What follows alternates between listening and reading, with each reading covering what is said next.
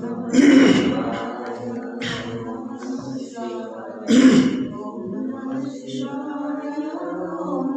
Shivaya, Om Namah Shivaya, Om Namah Shivaya, Om Namah Shivaya, Om Namah Shivaya, Om Namah Shivaya,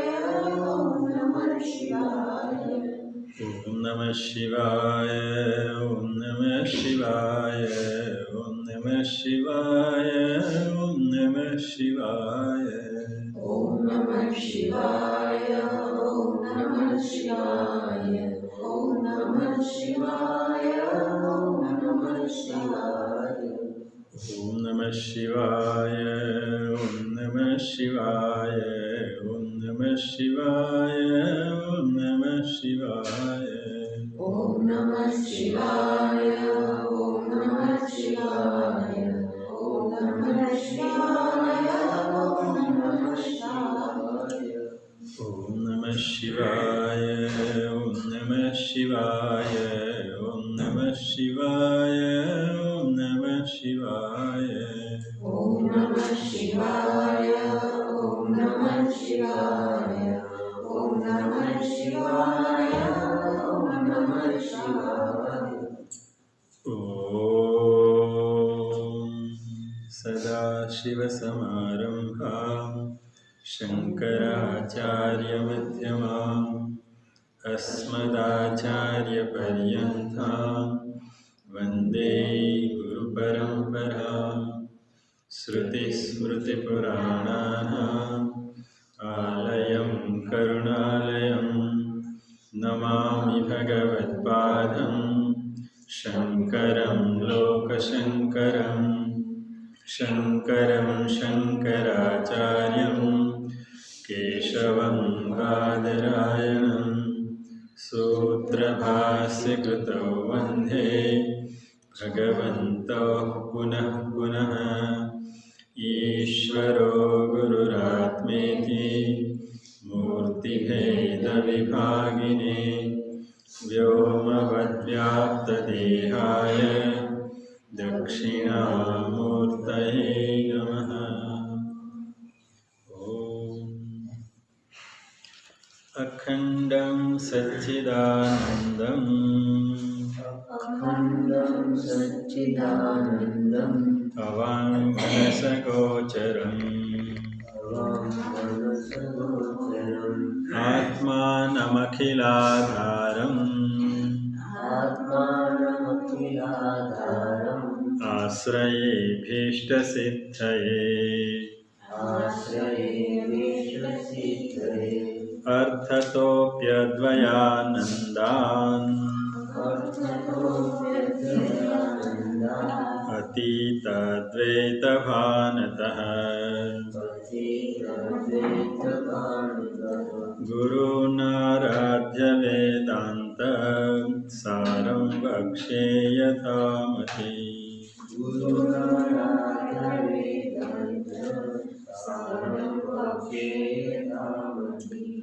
Vedanto nama Upanishad Pramanam Tadupakarini Sharirika Sutradini Cha Asya Vedanta Prakaranatvat Tadiye Hieva Anubandehi Tadvatta Siddhena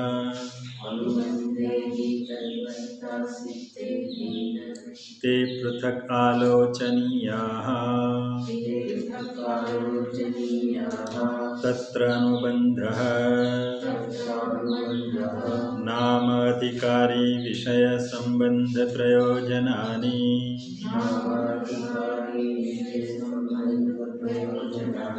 Adhikaritu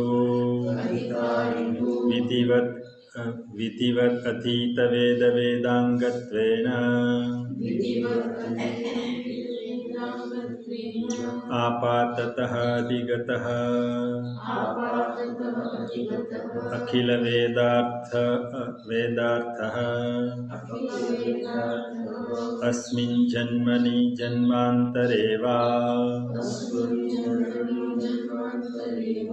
काम्य निषिद्ध version पुरःसरम्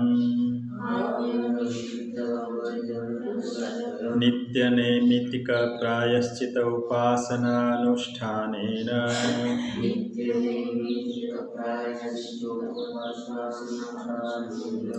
निर्गत निखिल कल्मषतया नितान्त निर्मल स्वान्तः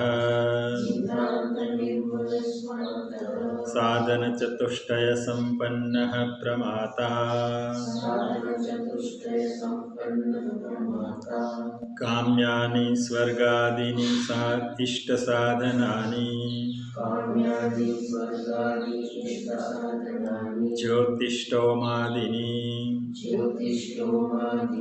निषिद्धानि नरकादि अनिष्ट साधनानि ब्राह्मणहननादीनि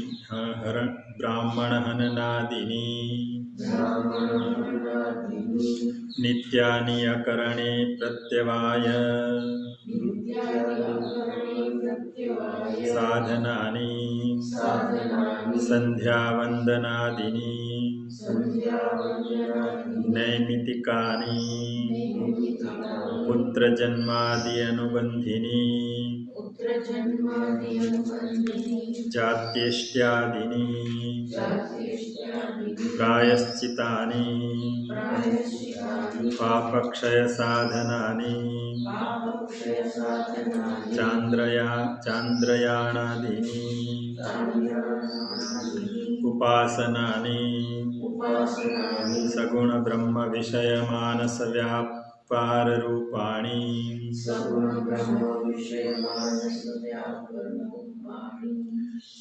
शाण्डिल्य विद्यादीनि एतेषां नित्यादीनां बुद्धिशुद्धिः परम् प्रयोजनम् उपासनानां तु चित्तैकाग्र्यम् तमेतं वेदानुवचनेन ब्राह्मणाः विविदिषन्ति यज्ञेन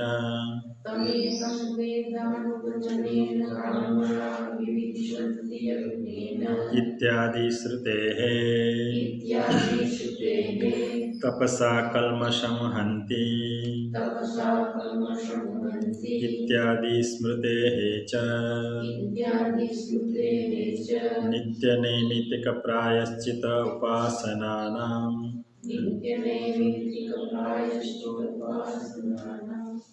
तु अवान्तरफलम् पितृलोक सत्यलोक प्राप्तिः कर्मणा पितृलोकः विद्यया देवलोकः इत्यादि श्रुतेः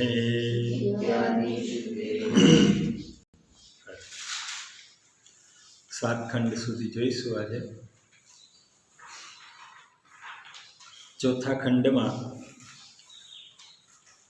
આચાર્ય સદાનંદજીએ અનુબંધ ચતુષ્ટયમાં બતાવેલા ચાર માનવ જે પહેલા છે અધિકારી, એ અધિકારીનું નિરૂપણ હવે એ ચોથા ખંડમાં કર્યું। એટલું જ નહીં, ગ્રંથકારે એ અધિકારીના લક્ષણો ત્યાં બતાવતા એવું પણ કહ્યું કે આ વેદાંત જ્ઞાનનો અધિકારી કોણ છે, અથવા તો બ્રહ્મ વિદ્યાનો અધિકારી કોણ છે, તો કે જેમણે વેદાંગનો ગુરુ મુખેથી અધ્યયન કરેલું હોય એના ઉપર વિશેષ ભાર મૂક્યો કે અધ્યયન તો કર્યું હોય પણ સ્વતંત્ર રીતે નહીં, ગુરુ પાસે બેસી અને વેદ અને વેદાંગનું અધ્યયન કરેલું હોવું જોઈએ। એટલું જ નહીં, પણ ગદ્યખંડમાં ગ્રંથકારે અસ્મિન જન્મની જન્માંતરે પીવા એના દ્વારા પુનર્જન્મ અને પછીના જન્મની પણ અહીંયા સિદ્ધિ એ દ્વારા કરેલી છે. તત્વજ્ઞાન માટે ચિત્ત શુદ્ધિ અનિવાર્ય છે અને ચિત્ત શુદ્ધિ જ્યાં સુધી નહીં હોય, રાગ દ્વેષ અંદર ભરેલા હશે મનમાં, ત્યાં સુધી એ પરમાત્માની અનુભૂતિ થવી શક્ય નથી. એટલે રાગ દ્વેષને નિર્મૂળ કરવા માટે કામ કર્મોનું પ્રતિપાદન પણ અહીંયા કરેલું છે. એમાં અમુક કર્મ નથી કરવાના, અમુક કર્મ કરવાના છે.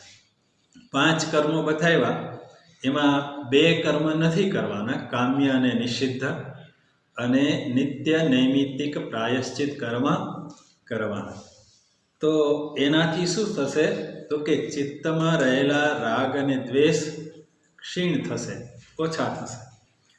અને પ્રસ્તુત ગ્રંથ આ ગદ્યાંશની અંદર સદાનંદજીએ કર્મકાંડ અને ભક્તિકાંડ એના અનુયાયીઓનો અહીંયા સમન્વય કર્યો છે, ભક્તિ અને કર્મ બંનેનો આ પેરેગ્રાફમાં. અને છેલ્લે આ પેરેગ્રાફમાં અધિકારીના લક્ષણમાં મુખ્ય લક્ષણ બતાવે છે કે સાધન ચતુષ્ટય સંપન્ન જે છે એ જ આ જ્ઞાનનો અધિકારી છે. એ 4 સાધનો વિવેક, વૈરાગ્ય, શમ, દમ, ઉપરમ, તિતિક્ષા, શ્રદ્ધા, સમાધાનમ, ઈચ્છા સંપત્તિ અને મુમુક્ષા એ રહેલા છે. તો આ રીતે આપણે એ 4થા ખંડની અંદર અધિકારીનું નિરૂપણ સદાનંદજીએ જે કર્યું એમાં એ જોયું. પણ ત્યાં બધા કર્મોની વાત કરવામાં આવી. ત્યાં 5 કર્મ શાસ્ત્રમાં 2 પ્રકારના જ કર્મ છે, વિહિત કર્મ, નિષિદ્ધ કર્મ. વિહિત એટલે આ પ્રમાણે કરવા જોઈએ, નિષિદ્ધ એટલે આ ન કરવા જોઈએ. વિહિત કર્મમાં આપણે 3 વિભાગ જોયા, કામ્ય, નિત્ય પ્રાયશ્ચિત અને નૈમિત્તિક. અને નિષિદ્ધ કર્મમાં 1 જ કર્મ છે. તો આ રીતે 5 કર્મના વિભાગ થયા. તો એ કર્મોની વાત તો ત્યાં કરવામાં આવી, પણ એ બધા કર્મોનું વિસ્તૃત નિરૂપણ હવે પછી કરે છે. 5મો ખંડ, 6ઠ્ઠો ખંડ અને 7મો ખંડ, આ 3 ખંડની અંદર, એટલે 3 વિભાગની અંદર હમણાં જે આપણે છેલ્લે બોલ્યા ત્યાં સુધીનો, તો એ 3 ગદ્ય ખંડમાં કર્મોની વાતો વિસ્તૃત રીતે કરી છે, સાથે સાથે ઉપાસનાની પણ, કારણ કે એ પણ કર્મ કરવાનું છે. તો એની અંદર આપણે જોઈએ 5મો પેરેગ્રાફ શું કહે છે? કામ્યાની સ્વર્ગાદી ઇષ્ટ સાધનાની જ્યોતિષ્ઠોમાદિની. કામ્ય કર્મ કોને કહેવાય? તો એની અહીંયા આચાર્ય વિસ્તૃત ચર્ચા કરે છે. આ વાતો આપણે આગળ જોઈ લીધી છે. કર્મયોગનું જ્યારે પ્રતિપાદન આપણે કરતા હતા ત્યારે કર્મયોગમાં કર્મના વિભાગમાં આપણે આ વાતો વિસ્તારથી જોઈ છે. એટલે અહીંયા આપણે વિસ્તારથી નહીં જોઈએ, પણ જે વાતો અહીંયા સદાનંદજી થોડી ટૂંકમાં બતાવે છે, એ ટૂંકમાં એ વાતોને જોઈને આગળ આપણે જઈશું. તો અહીંયા નિત્યાની કામ્યાની કર્મ કોને કહેવાય, કામ્ય કર્મ કોને કહેવાય? તો એની એક વ્યાખ્યા બતાવી છે વિદ્વત મનોરંજનીમાં. કારણ કે વેદાંત સાર ઉપર 2 ટીકા લખાયેલી છે, એમાંની એક વિદ્વત મનોરંજની છે. અને એમાં વ્યાખ્યા આપતા એવું કહે છે, ફલોદ્દેશેન વિધીયમાનાની કર્માણી કામ્યાની. કામ્ય કર્મ કોને કહેવાય? તો ત્યાં કહ્યું છે, આપણે ત્યારે વાતો જોઈએ જ છે કે ફલ પ્રાપ્તિની કામના માટે કરવામાં આવતું કર્મ એને કામ્ય કર્મ કહેવાય. અથવા બીજી રીતે જોઈએ તો ફળના ઉદ્દેશથી, ફળના હેતુથી જે કર્મ કરવામાં આવે એ કર્મને કામ્ય કર્મ કહેવાય. અને મોટે ભાગે આપણે કર્મ કેવા કરીએ છીએ? કામ્ય કર્મ જ કરીએ છીએ, કારણ કે ફળની અપેક્ષા વગર આપણે કોઈ કર્મ કરતા નથી. તો એ કામ્ય કર્મ જે છે, એ કામ્ય કર્મ, એ કામના, એ ઈચ્છા 2 પ્રકારની છે. કામના કરે છે, ઈચ્છા કરે છે. કેવી? તો કે 2 પ્રકારની ઈચ્છાઓ છે. કઈ 2 પ્રકારની ઈચ્છાઓ? આમ તો અનેક ઈચ્છાઓ છે, પણ એ અનેક ઈચ્છાઓને 2 વિભાગમાં વિભાજિત કરી શકાય. એક છે જગતના આ વિષયો જે છે, જગતમાં રહેલા વિષયો, એમાં રહેલા ઉપભોગો, એની સામગ્રીને પ્રાપ્ત કરવાની ઈચ્છા. અને બીજી ઈચ્છા એવી છે કે આ જગતના ઉપભોગો નહીં પણ બીજા લોકના સ્વર્ગાદી લોક, સ્વર્ગાદી અથવા તો ઉપરના જે 7 લોક છે, ભૂહુ ભુવઃ સ્વઃ મહ જન તપ સત્યમ, તો એ સત્યલોક સુધીની એમાં જે ઉપભોગો છે એ ઉપભોગોને પ્રાપ્ત કરવાની ઈચ્છા મનુષ્યને રહેલી છે. 2 ઈચ્છા છે, આ લોકના ઉપભોગો અને પરલોકના ઉપભોગો. તો એ પ્રાપ્ત કરવાની જે ઈચ્છા છે એ ઈચ્છાને અહીંયા શું કહે છે? કામના, કામ્ય કર્મ. પણ સદાનંદજીએ આ જગતના ઉપભોગોના વિષયની અંદર સંદર્ભની વાત ન કરી. એમણે શું કર્યું? કામ્યાની સ્વર્ગાદી ઇષ્ટ સાધનાની, નહીતર ઇહ લોક પરલોક, આ લોક અને પરલોક 2 વાત કરવી જોઈએ, પણ એવી વાત ન કરી. સદાનંદજીએ તો શું કહ્યું કે સ્વર્ગાદી ઇષ્ટ સાધનાની, કે આ લોકના ઉપભોગોની તો એને કામના ન જ હોય. આ વેદાંતનો જે સાધક છે, અધિકારી છે, એને આ લોકના ઉપભોગોની કામના તો નથી રહેલી, પણ એનાથી આગળ જઈને કહે છે કદાચ એને સ્વર્ગાદીની કામનાની ઈચ્છા થાય ઉપભોગો મેળવવાની, તો એ પણ એણે ન કરવી અહીંયા. અને જો સ્વર્ગની એણે કામના કરી હોય અને એ કર્મ, કયું કર્મ કરવું જોઈએ? તો અહીંયા એ કહે છે જ્યોતિષ્ટોમ. જ્યોતિષ્ટોમ જો કરવામાં આવે તો સ્વર્ગાદીની પ્રાપ્તિ થાય. સ્વર્ગની પ્રાપ્તિ માટેનું કર્મ બતાવ્યું છે યજ્ઞ. કયો યજ્ઞ છે? જ્યોતિષ્ટોમ. એ યજ્ઞ કરે. કઠોપનિષદમાં પણ એ યજ્ઞની વાત કરી છે. કયો યજ્ઞ કરવો જોઈએ ત્યાં? કઠોપનિષદમાં અગ્નિ વિદ્યાની વાત કરી છે. નચિકેતાને યમરાજાએ ઉપદેશ આપ્યો અને એ વિદ્યા, એ કે મારા પિતાને તો તમારા વરદાનને કારણે સ્વર્ગ મળી જશે, પણ મારા પિતાની જેમ અનેક પિતાઓ બીજા જે છે એને એવી ઈચ્છા છે કે સ્વર્ગની પ્રાપ્તિ કેવી રીતે થાય, તો તમે એ વિદ્યા મને આપો. અને એ વિદ્યા એમને આપી અને એ વિદ્યાને નાચિકેત અગ્નિ તરીકે ઓળખવામાં આવે છે. અહીં કહે છે જ્યોતિષ્ટોમ.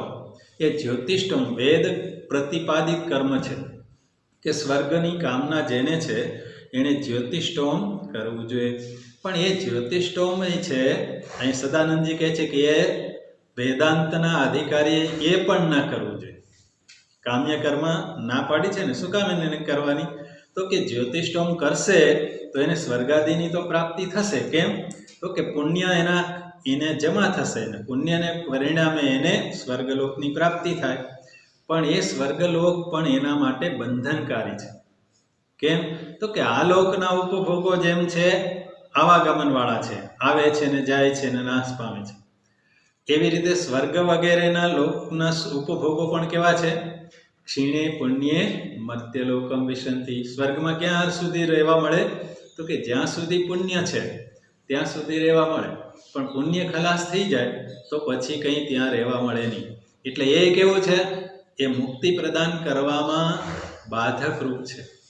એટલે અહીંયા માત્ર સદાનંદજીએ આ લોકના ઉપભોગોની વાત ન કરી, પણ સ્વર્ગાદી કામના જેની છે એ પણ કામ્ય કર્મ એણે ત્યાગવું પડે.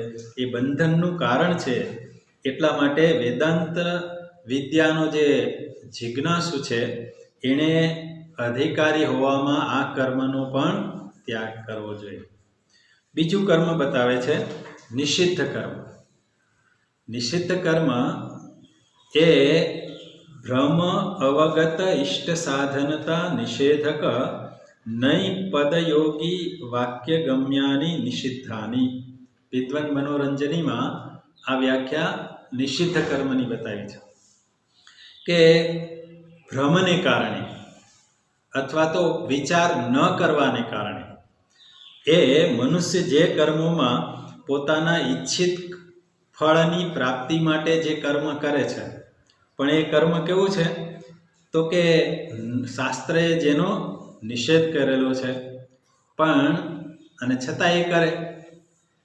સુરામ ન પીબેત, દારૂ ન પીવો, કલુંજમ ન ભક્ષેત, માંસ ન ખાવો, અસત્યમ ન વદેત, અસત્ય ન બોલવું. આ બધું શાસ્ત્રમાં કહેલું છે, ના પાડી છે કે આ પ્રમાણે ન કરવું. અને છતાં પણ પોતાની ઈચ્છા, પોતાની કામનાની પૂર્તિ અર્થે એ કર્મ કરે, ઘણા કરે જ છે. તો એ કર્મ કરે તો એને એનાથી દોષ પ્રાપ્ત થશે, પાપ કર્મ એના ખાતામાં જમા થશે. તો એ બ્રહ્મ વિદ્યામાં એ પણ અવરોધક છે.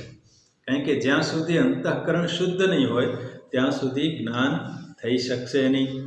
એટલે નિષિદ્ધ કર્મો ન કરવા, કામ્ય કર્મ ન કરવા, એવું અહીંયા આચાર્ય કહે છે. કોને કહે છે?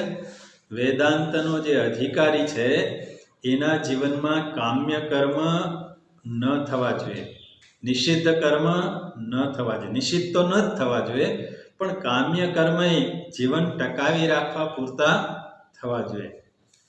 તો આ પ્રમાણે બે કર્મની અહીંયા વાત કરી કે એ બે કર્મ કેવા જીવનમાં અધર્મરૂપ છે, પાપરૂપ છે, માટે એનો ત્યાગ કરવો.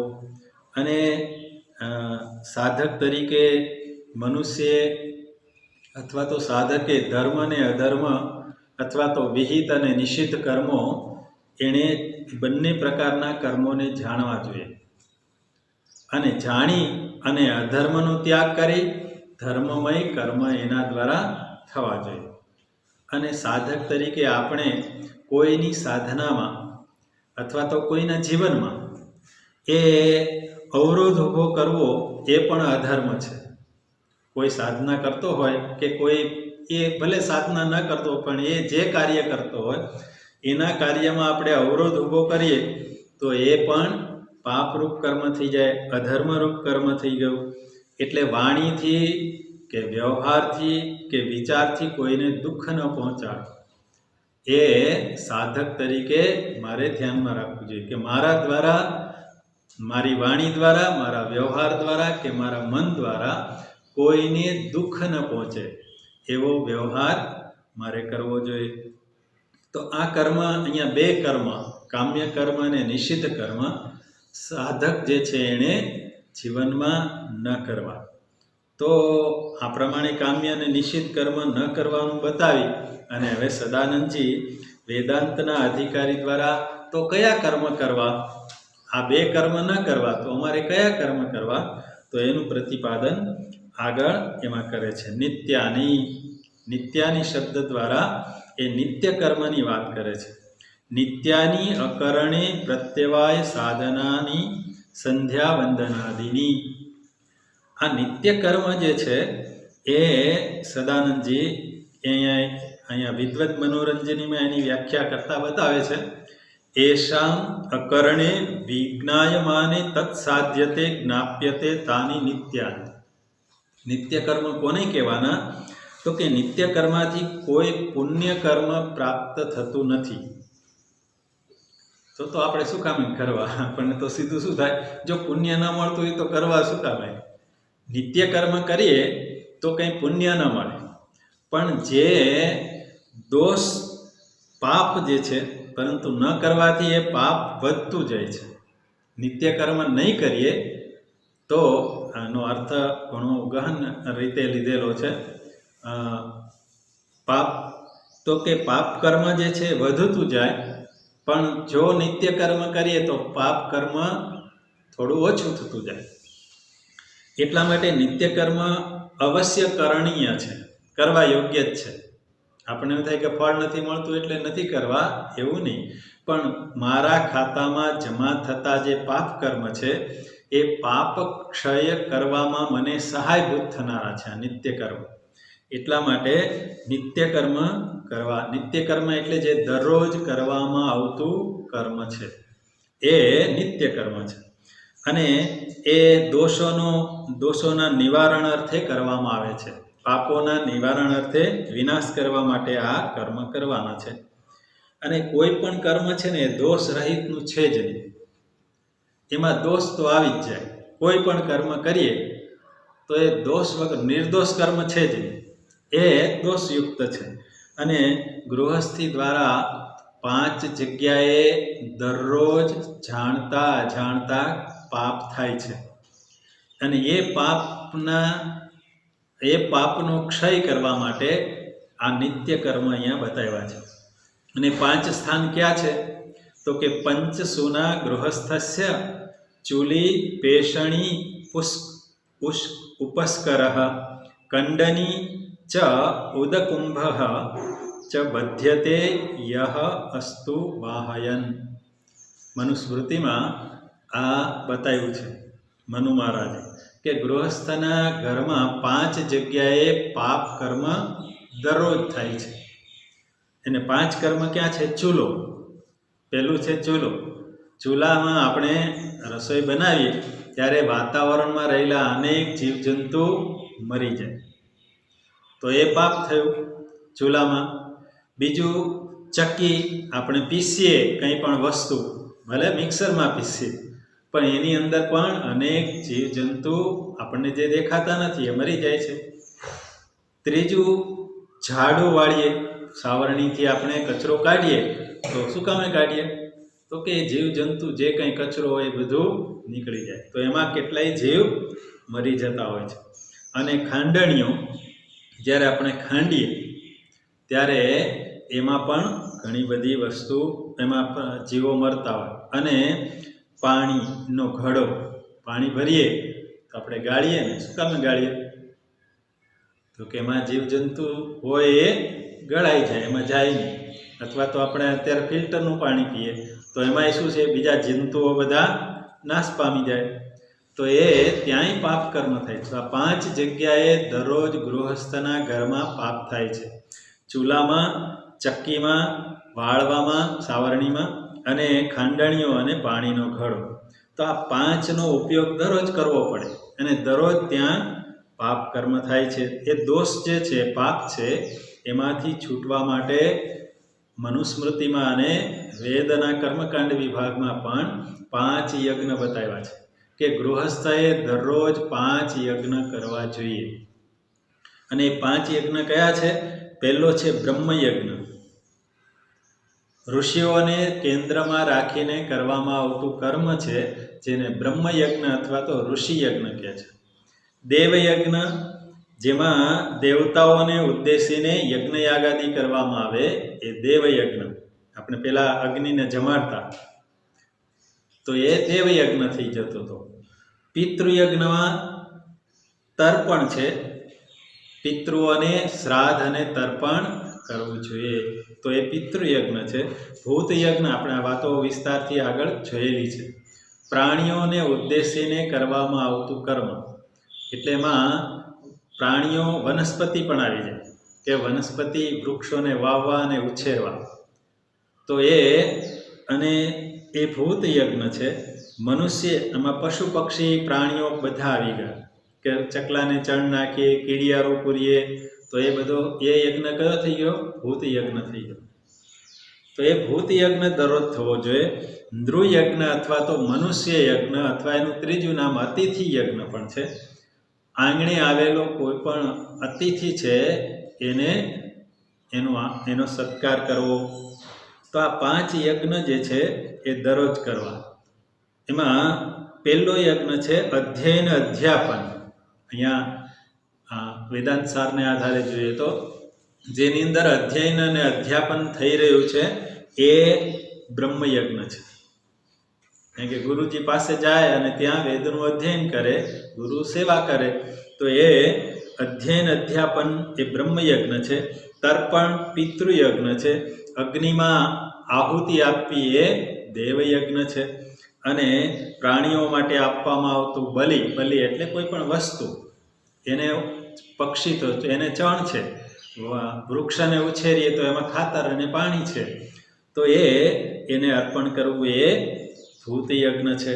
અને અતિથિનો સત્કાર કરવો એ મનુષ્ય યજ્ઞ છે. તો આ 5 યજ્ઞ ગૃહસ્થએ દરરોજ કરવા જોઈએ. યથાશક્તિ એણે એ કરવાના છે. તો એ જે નથી કરતો આ 5 યજ્ઞ ઘરમાં, તો એના ઘરમાં દોષની વૃદ્ધિ થતી જાય, પાપ વધતા જાય. કારણ કે નિત્ય કર્મમાં સંધ્યાવંદન આદિ અને 5 યજ્ઞ બતાવવામાં આવ્યા છે. એ 5 કર્મ, આ 5 પ્રકારની હિંસામાંથી પ્રાપ્ત થતા પાપની એ એ લિપ્ત ન થવાય એટલા અર્થે 5 યજ્ઞ કરવા જોઈએ. બીજું કર્મ આ નિમિત્ત નિત્યાની કર્મ બતાવ્યું. હવે બીજું કર્મ કરવાનું કયું છે તો કે નૈમિત્તિકાની કર્મ કોને કહેવાય તો કે નિમિત્ત માત્ર માસાદી અવશ્ય કર્તવ્યતયા વિહિતાની નૈમિત્તિકાની. વિદ્વત મનોરંજનીમાં એની વ્યાખ્યા બતાવી છે કે કોઈ વિશેષ કારણરૂપ આપણે જોયું હતું કે એ પ્રાપ્ત થાય અને ત્યારે અવશ્ય જે કર્મ કરવાનું છે એને અહીંયા નૈમિત્તિક કહે છે. કોઈ પણ નિમિત્તના કારણે પ્રાપ્ત થતું કર્મ. દાખલા તરીકે પુત્ર જન્મ થાય તો પુત્ર જન્મ નિમિત્તે આપણે અહીંયા એક કર્મ કરવું જોઈએ અને એ કર્મ કેવું કહેવાય? નૈમિત્તિક કર્મ કહેવાય. પુત્રાદિ જન્મ સમયે કયું કર્મ કરવાનું છે તો કે જ્યોતિષ્ઠ યજ્ઞ. એ જ્યોતિષ્ઠ યજ્ઞ એ કરવાથી શું થાય છે તો કે પુત્ર જન્મ થાય ત્યારે આ યજ્ઞ કરવો જોઈએ. તો એ નૈમિત્તિક કર્મ છે. અથવા તો ગ્રહણ સમયે સ્નાન કરવું તો એ નૈમિત્તિક છે. દરરોજ ગ્રહણ ન થાય. ને આપણે એમાં જોયું હતું કે નૈમિત્તિક કર્મોમાં 16 સંસ્કારરૂપ કર્મ છે. દરેક ઉત્સવો છે. ચંદ્રગ્રહણ કે સૂર્યગ્રહણ પણ નૈમિત્તિક છે. કારણ કે દરરોજ દિવાળી ન હોય, દરરોજ ચંદ્રગ્રહણ ન હોય કે સૂર્યગ્રહણ ન હોય. તો એ નિમિત્ત જ્યારે પ્રાપ્ત થાય ત્યારે કરવામાં આવતું આ કર્મ છે. અને એ કર્મ વેદાંતના અધિકારી માટે આ નૈમિત્તિક કર્મ કરવા પણ આવશ્યક બતાવવામાં આવ્યા છે. ત્રીજું કર્મ એમાં બતાવે છે કર્મ કરવામાં. પહેલું નિત્ય, પછી નૈમિત્તિક અને ત્રીજું કે છે પ્રાયશ્ચિત. 2 કર્મ નહીં કરવાના, કામ્ય અને નિષિદ્ધ. પ્રાયશ્ચિત કર્મ કોને કહેવાય? વિહિતા કરણ પ્રતિષિદ્ધ સેવારૂપ નિમિત્ત વિશેષાનુબંધનાની પ્રાયશ્ચિતાની. આવી વ્યાખ્યા એ બતાવી છે કે વિહિત કર્મોનું આચરણ ન કરીને પ્રતિષિદ્ધ કર્મોના સેવનથી જે પાપ થાય છે અને એ પાપમાંથી નિવૃત્તિ અર્થે કરવામાં આવતું વિશેષ કર્મ છે એને પ્રાયશ્ચિત કર્મ કહે છે. એટલે વિહિત કર્મથી વિરુદ્ધ આચરણ જ્યારે કરવામાં આવે ત્યારે દોષ પ્રાપ્ત થાય. વિહિત કર્મ કયા છે? નિત્ય કર્મ, નૈમિત્તિક કર્મ. એ કર્મ જ્યારે હું કરું અને એ કર્મમાં કંઈક દોષ રહી જાય, વિરુદ્ધ કર્મ થયું એટલે જે પ્રમાણે કહ્યું એ પ્રમાણે ન કર્યું, એનાથી વિરુદ્ધ કર્યું તો પાપ પ્રાપ્ત થયું. અને એ પાપના પ્રાયશ્ચિત રૂપે જે કર્મ કરવામાં આવે એને અહીંયા કહે છે પ્રાયશ્ચિત. નિશ્ચિત તો કરવાનું નથી. કામ્ય કર્મ હોય કે નિત્ય કર્મ હોય કે નૈમિત્તિક કર્મ હોય, એમાં જો દોષ થયો તો એ દોષમાંથી નિવૃત્તિ અર્થે આ કર્મ કરવાનું છે પ્રાયશ્ચિત. અને એમાં મુખ્યતયા એક કર્મ વિશેષ બતાવ્યું છે. પ્રાયશ્ચિત કર્મ ઘણા બધા છે. એમાં કૃત ચાંદ્રાયણાદિ વ્રત. એ ચાંદ્રાયણ વ્રત જે છે એ લોક પ્રસિદ્ધ કર્મ છે પ્રાયશ્ચિત કર્મમાં. અને મનુસ્મૃતિમાં એને 4 પ્રકારનું બતાવેલું છે ચાંદ્રાયણ વ્રત. એમાં એક પીપીલિકા મધ્ય ચાંદ્રાયણ કહેવાય છે. પીપીલિકા મધ્ય ચાંદ્રાયણ વ્રતમાં પ્રાયશ્ચિત કર્મ કેવી રીતે કરવાનું હોય તો કે પૂર્ણિમાને દિવસે 15 કોળિયા ખાવાના. પછી ધીમે ધીમે એક કોળિયો ઓછો કરતો જવાનો. એટલે એ ચતુર્દશી આવે ત્યારે 1 કોળિયો આવે, ઘટાડતા જઈએ. એટલે ચતુર્દશીને દિવસે 1 કોળિયો આવે. અમાસ આવે ત્યારે સંપૂર્ણ ઉપવાસ કરવા, કંઈ પણ ખાવાનું નહીં. અને ધીમે ધીમે પાછા 1 કોળિયો વધારતા 15 કોળિયા સુધી જવાનું. તો આ પ્રમાણે જે કર્મ કરે, પાછો અમાસ આવે એટલે પૂર્ણ ઉપવાસ કરવા. અને 3 ટાઈમ સ્નાન કરવાનું, સવારે, મધ્યાહ્ને અને સાંજે. તો આ વ્રત જે છે એને પીપીલિકા મધ્ય ચાંદ્રાયણ વ્રત કહે છે. અને આ વ્રત ક્યારે કરવાનું તો કે વિહિત કર્મમાં જ્યારે દોષ થઈ જાય, કાંઈ ભૂલ થઈ જાય, અથવા તો શાસ્ત્ર બતાવેલા પ્રમાણે હું ન કરું, વિરુદ્ધ રીતે કરું, તો એ દોષમાંથી નિવૃત્તિ અર્થે આ કર્મ છે. બીજું મનુસ્મૃતિમાં ચાંદ્રાયણ વ્રતનો પ્રકાર બતાવ્યો છે, યવ મધ્ય ચાંદ્રાયણ. યવ એટલે જવા અને ધાન્ય. એ આ વિધિ તો આ પ્રમાણે જ છે. આગળ જે પીપીલિકા એટલે કીડી કેટલું ખાય એને આધારે અહીંયા બતાવ્યું છે એ વ્રત. અને યવ એટલે જવનો દાણો છે, એ નાનો છે. તો એ પણ શુક્લ પક્ષની પ્રતિપદાથી શરૂ કરી પ્રતિદિન એક ગ્રાસ વધારતા જવાનું અને અમાસને દિવસે પૂર્ણ ઉપવાસ કરી અને આ રીતે જે કર્મ કરવામાં આવે છે 3 ટાઈમ સ્નાન સાથે, તો એ વ્રતને યવ મધ્ય ચાંદ્રાયણ વ્રત કહે છે. ત્રીજું છે યતિ ચાંદ્રાયણ વ્રત. યતિ એટલે મુનિ. જે યતિઓ પોતે ખોરાક કેવો લે, ઓલું જવ થોડોક છે, કીડીના કરતાં થોડું વધારે થયું. પણ એ યતિ ચાંદ્રાયણ વ્રતમાં કૃષ્ણ પક્ષ કે કૃષ્ણ પક્ષ ત્યાંથી આરંભ કરી શકાય, કોઈ પણ પક્ષથી. કારણ કે મહિનામાં 2 પક્ષ છે ને, શુક્લ પક્ષ, કૃષ્ણ પક્ષ અથવા સુદ વદ. એ ત્યાંથી એનો આરંભ કરી અને 1 મહિના સુધી આ વ્રત કરવાનું. અને દરરોજ એ પ્રતિદિન મધ્યાહન સમયે સંયમપૂર્વક 4 કોળિયા જ ખાવાના. વાં તો એક વધારતો જવાનો અને ઘટાડતો જવાનો છે બેયમાં. અહીંયા પ્રતિદિન 4 જ કોળિયા ખાવાના મધ્યાહન. અને આ રીતે 1 મહિનો વ્રત કરે તો એ યતિ ચાંદ્રાયણ વ્રત છે. પછી શિશુ ચાંદ્રાયણ વ્રત. બાળક જેવું. શિશુ એટલે બાળક. બાળક થોડું થોડું ખાધા રાખે ને, એક સાથે ખાય નહીં, રમતા રમતા ખાતું રહે.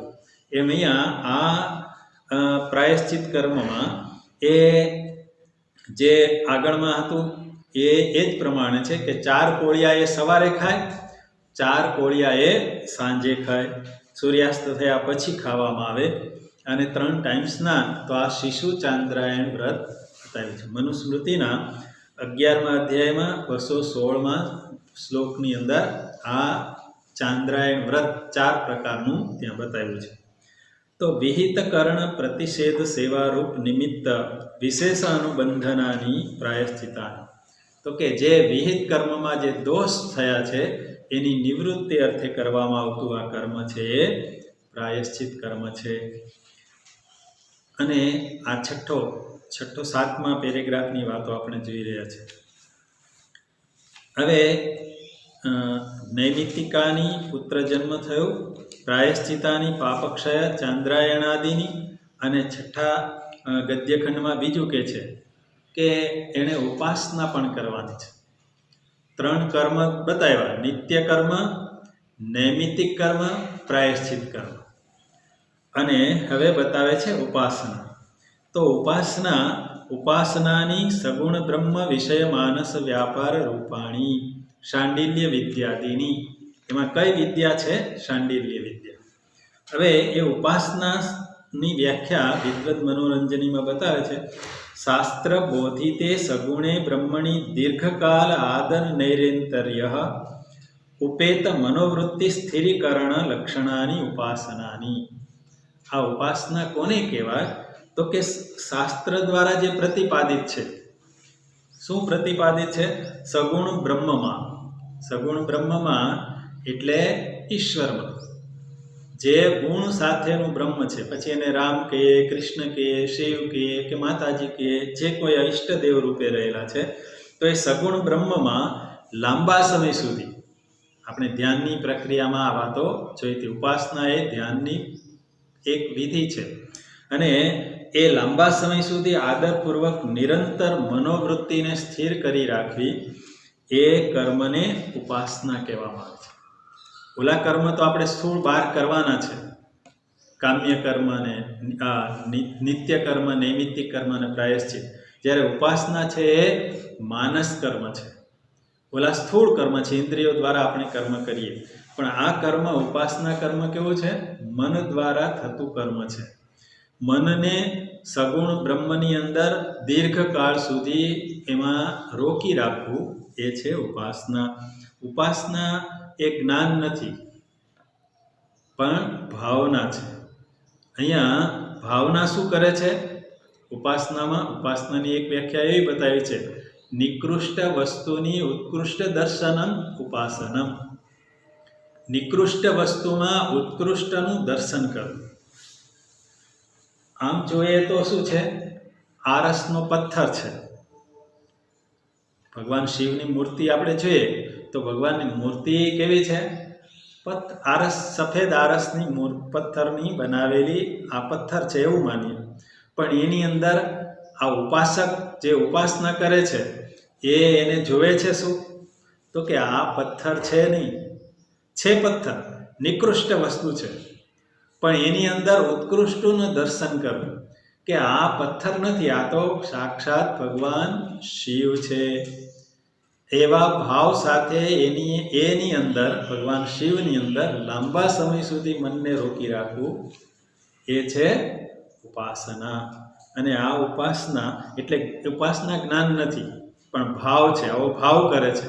શું ભાવ કરે છે? આ છે નિકૃષ્ટ વસ્તુ પણ એની અંદર એ ઉત્કૃષ્ટનું દર્શન કરે છે.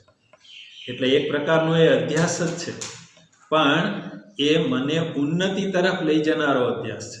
ઓલા અધ્યાસ જે છે જગતના વિષયોના સંદર્ભમાં, એ તો મને એ પતન તરફ લઈ જનાર છે અથવા તો જન્મ મરણ ચક્રમાં નાખનારા છે.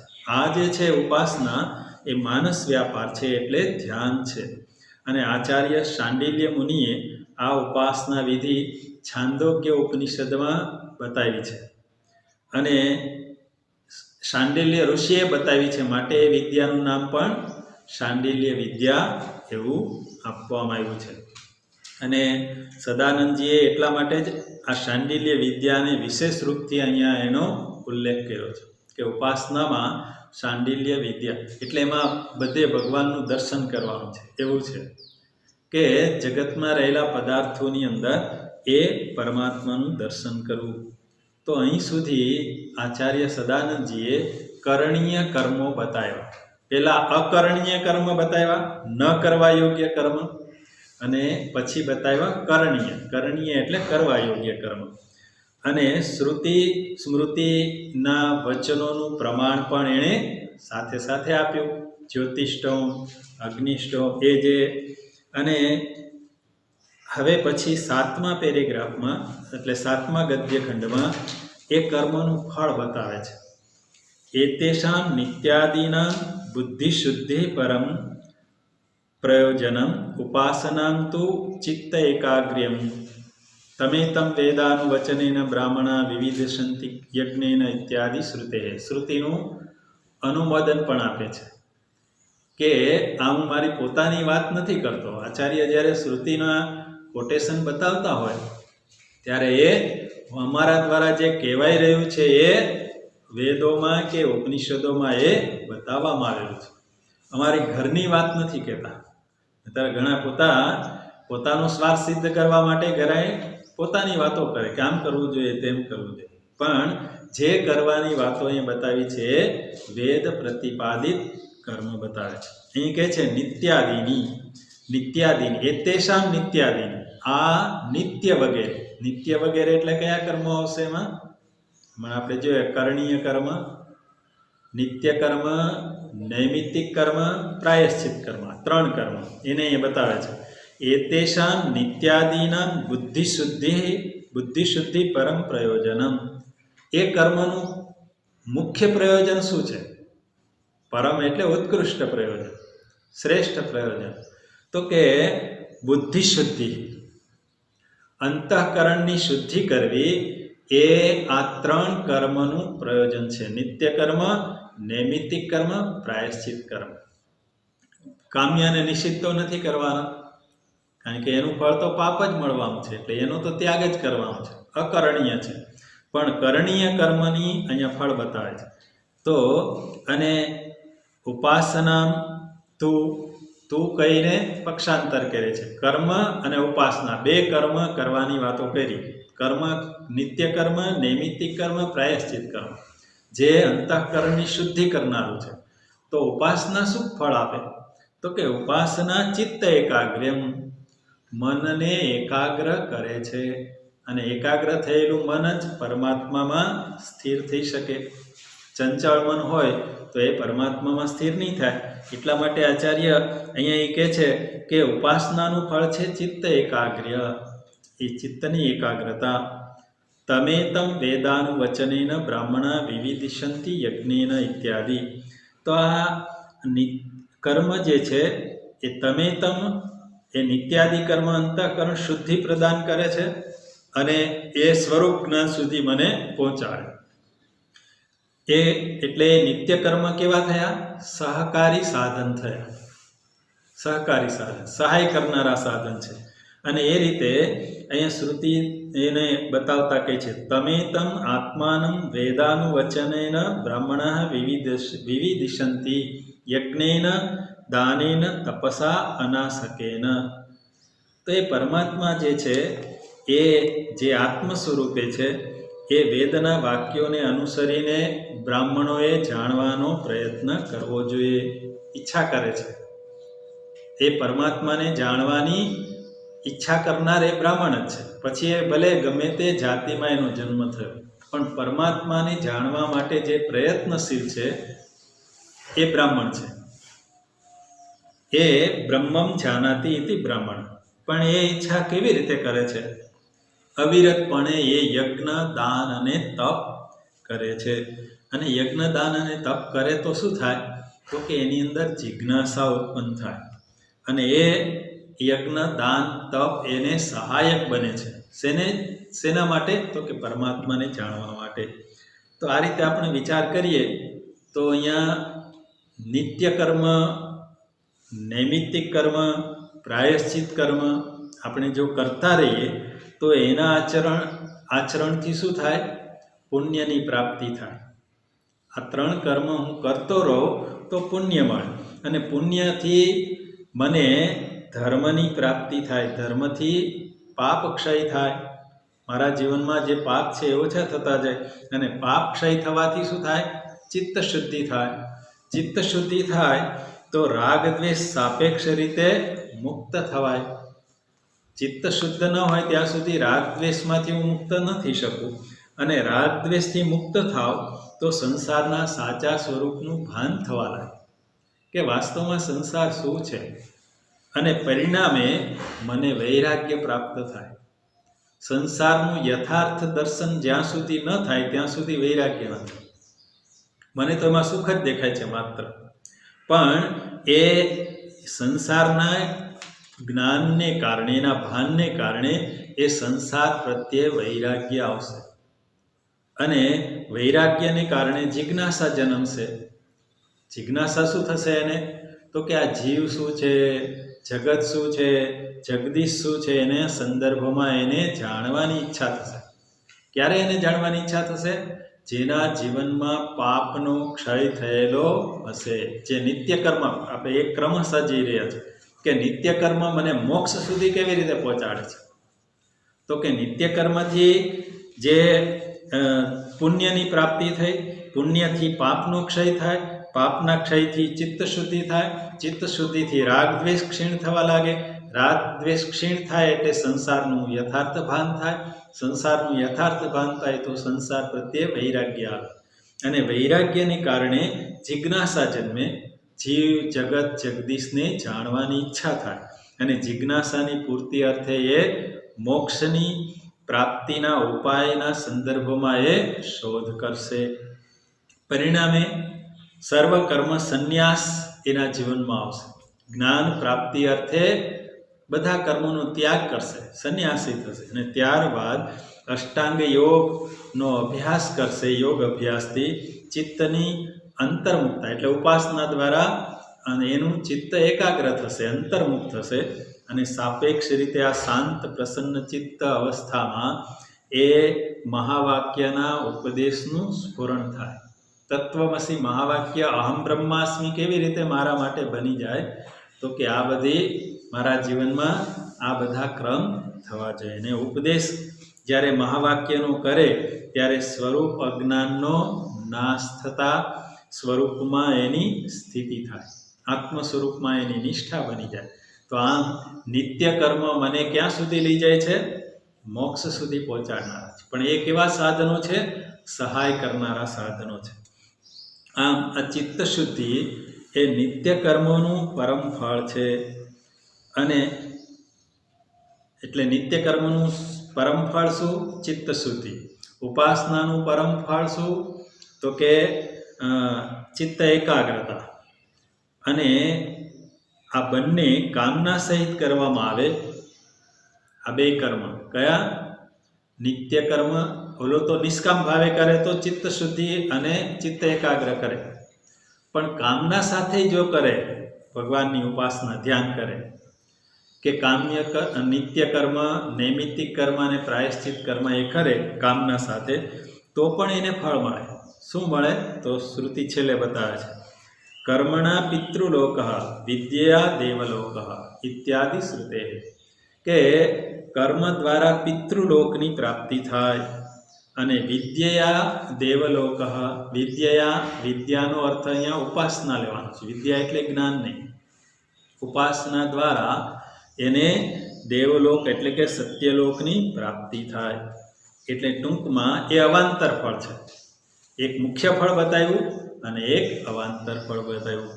તો અહીંયા આપણે આજે ચર્ચા કરી તો કાર્ય કર્મમાં આપણે બે વિભાગ જોયા, કરણીય, અકરણીય. ટૂંકમાં આખી સમગ્ર ચર્ચાને ટૂંકમાં જોઈએ તો કરણીય કર્મોમાં 3 કર્મ આપણે જોયા. કયા? નિત્ય કર્મ, નૈમિત્તિક કર્મ, પ્રાયશ્ચિત કર્મ. નિત્ય કર્મમાં શું કરવાનું છે? તો કે 5 યજ્ઞ, સંધ્યા વંદનાદિ આ નિત્ય કરવા જોઈએ. 3 ટાઈમ સંધ્યા થવી જોઈએ, કે અથવા તો સંધ્યા ન કરતા હોય તો ભગવાનની માળા કરવી જોઈએ, પૂજા કરવી જોઈએ. તો એ અને 5 યજ્ઞ કરવા જોઈએ. નૈમિત્તિક કર્મમાં જાતેષ્ટિ એ યજ્ઞ કરવા જોઈએ. એટલે પુત્ર જન્મ થયો તો જાતેષ્ટિ યજ્ઞ કરવાનો. પ્રાયશ્ચિત કર્મ ચાંદ્રાયણ વ્રત કરવાનું. ભૂલ થઈ ગઈ તો મારે કયું વ્રત કરવું? તો કે ચાંદ્રાયણ વ્રત કરવું, એ દોષમાંથી નિવૃત્તિ અર્થે. અને અકરણીય કર્મ એટલે કરવા યોગ્ય જે કર્મ નથી એને અકરણીય કહેવામાં. કામ્ય કર્મ અને નિષિદ્ધ કર્મ. કામ્ય કર્મમાં કામનાની પૂર્તિ અર્થે કરવામાં આવતું કર્મ છે, અને નિષિદ્ધ કર્મ એટલે શાસ્ત્ર દ્વારા જેની ના કહેવામાં આવી છે એ કર્મ ન કરવા. તો કામ્ય કર્મમાં જ્યોતિષ્ઠોમાદિ યજ્ઞ બતાવ્યા. નિષિદ્ધ કર્મમાં આપણે વાત નહોતી જઈ, ગૌ હત્યાદિ, બ્રાહ્મણ હત્યાદિ, બ્રાહ્મણનો વધ ન કરવો, ગાયને ન મારવી, તો એ નિષિદ્ધ કર્મ પણ છે. દારૂ ન પીવો, માંસ ન ખાવું, એ બધા નિષિદ્ધ કર્મ છે. એમ ગૌ હત્યાદિ પણ નિષિદ્ધ કર્મ છે. એ 2 કર્મ ત્યાજ્ય છે, કામ્ય કર્મ અને નિષિદ્ધ કર્મ. અને આ 3 કર્મ નિત્ય, નૈમિત્તિક અને પ્રાયશ્ચિત એના 2 ફળ છે.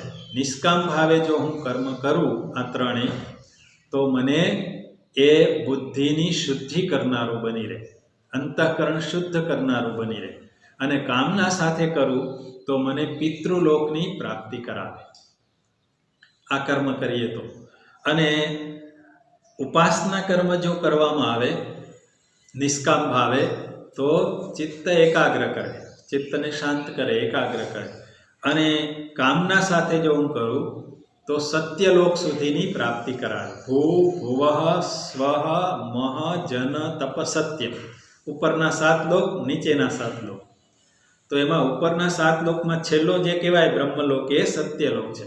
તો સત્યલોક સુધીની પ્રાપ્તિ આ ઉપાસના દ્વારા થાય છે.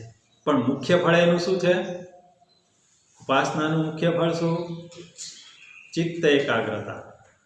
કર્મોનું મુખ્ય ફળ શું? ચિત્ત શુદ્ધિ. અને અવાંતર ફળ શું?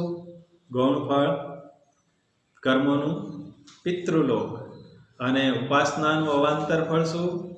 તો કે સત્યલોક વગેરેની પ્રાપ્તિ. તો આ રીતે આચાર્યએ 7 ખંડમાં આ કર્મોનું પ્રતિપાદન કરેલું છે. હવે પછી જે મુખ્ય સાધન છે વેદાંતના અધિકારી માટેનું, યોગ્યતા મેળવવા માટેનું, અને એ સાધન છે સાધન ચતુષ્ટયમ. ચાર પ્રકારના સાધન છે: વિવેક, વૈરાગ્ય, શમ, દમ, ઉપરમ, તિતિક્ષા, શ્રદ્ધા, સમાધાનમ. તો એ વાતોને હવે આપણે પછીના સત્સંગમાં એને જોવાનો પ્રયાસ કરીશું. ઓમ પૂર્ણમદ પૂર્ણમિદં પૂર્ણાત પૂર્ણમુદચ્યતે પૂર્ણસ્ય પૂર્ણમાદાય પૂર્ણમેવાવશિષ્યતે. ઓમ શાંતિ શાંતિ શાંતિ. હરિ ઓમ. શ્રી ગુરુભ્યો નમઃ. હરિ ઓમ.